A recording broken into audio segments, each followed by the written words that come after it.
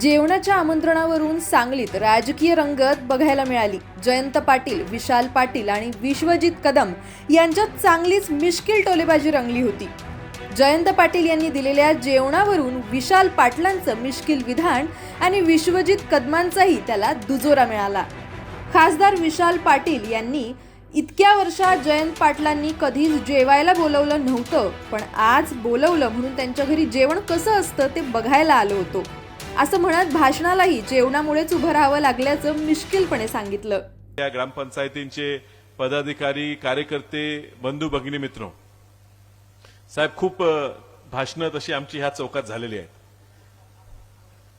एवढी लोक आम्हाला सवय नाही बघून, आणि म्हणून त्या भावनेच्या भरात जरा कंट्रोल करावं लागते, नंतर चुकीची जुनीच भाषणं चुकून आमच्याकडनं चालू व्हायला नको। त्यामुळे कासेगावला आमचं जरा चाललेलं काय विषय कुठला, म्हणजे जरा न येऊन चालते का असा सुद्धा आम्ही जरा प्रयत्न केला, पण तुम्ही जेवणाचं आमंत्रण दिलं आणि मग आठवलं की एवढ्या वर्षात कधीच साहेब तुम्ही आम्हाला जेवायला बोलवलं नाही। देवराज दादा मग तक्रार नाही, काका बोलवायचे, जेवण घालायचे, पण तुम्ही कधीच जेवायला बोलवलं नाही, कधी नाही ते बोलवलं आहे। कसं जेवण असते तुमच्या घरात हे बघायसाठी आम्ही आलो, आणि ते जेवणाच्या पायी आज भाषण करायची पाळी आली। पण गमतीचा भाग वेगळा, खूप संघर्ष आमच्या तिघांच्या घरांनी बघितला, तुम्ही सगळ्यांनी आमच्या सोबत पाहिला, आणि त्या संघर्षामुळे कुठे ना कुठेतरी थोडं आपण सगळेजण मागे पडत गेलो।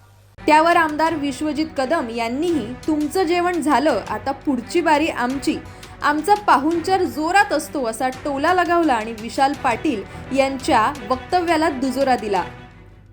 सोहळा आयोजित केला आणि विशालराव म्हणले तर खरंय, देवराज दादांना मी पहिल्या दिवसापासून म्हणत होतो, दादा इलेक्शन झाली, जेवण कधी देणार?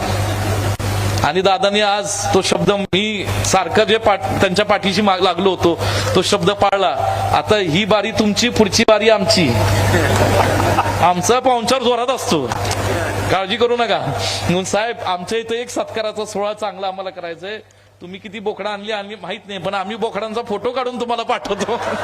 ही सगळी माणसं जी बसलेत कासेगावची, तुम्ही सगळ्यांनी आमच्या कार्यक्रमाला अशी माझी नम्र विनंती, म्हणजे पाहुणचार नाही तर म्हणतील नुसतं स्टेजवर बसलेलीच बोलवतायत विश्वजित कदम, इथं बसलेल्या सगळ्यांना आमचं निमंत्रण आहे, देवराज दादा बरोबर। जयंत पाटील हे नेहमीच आपल्या भाषणातून मिश्किल टोलेबाजी करत असतात, त्यामुळे त्यांचं भाषण नेहमी रंगतं आणि श्रोत्यांना सुद्धा राजकीय व्यासपीठावरचे भाषण कंटाळवाणं होत नाही।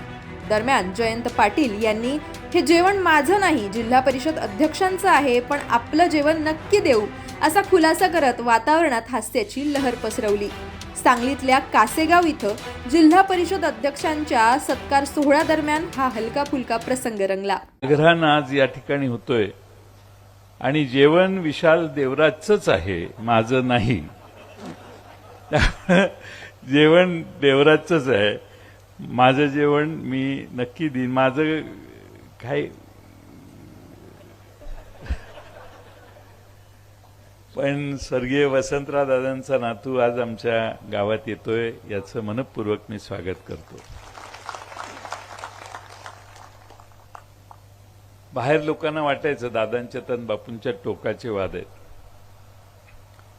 पण मी असे प्रसंग 2-3 बघितलेले आहेत। अगदी कासेगावात शेवटच्या काही काळात दादा स्वतः कासेगावला आमच्या घरी येऊन बसलेले, एकदा माझ्या वाढदिवसा दिवशी मुंबईला आमच्या घरी एकदा आलेले, आणि दादा मुख्यमंत्री असताना मी कधीही भेटायला गेलो तर यशवंत थप्पे अजून आहेत, मला वाटतं जरा आर्थिकदृष्ट्या शारीरिकदृष्ट्या संकटात आहेत, पण कधी मला मुख्यमंत्री असताना, राज्यपाल असताना मला दादांच्याकडे जाताना कुठलं दार थांबलं, बाहेर थांबा वगैरे असती कधी भाषा, दादांनी मला एक्सप्रेस पास काढून, जसं थ्रू पास असतो ना तसा थ्रू पास होता माझ्याकडे दादांचा, आणि त्यामुळं त्यांचे नातू आज आमच्या गावात येत आहेत, आणि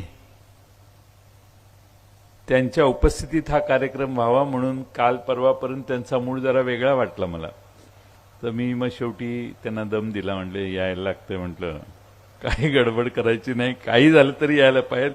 कार्यक्रमाला गैरहजर राहता येणार नाही. आणि मला आनंद आहे की विश्वजित कदम साहेब, आमचे विशाल दादा, नाईक साहेब, विक्रमसिंह, विक्रमदादा सावंत, मनोज बाबा,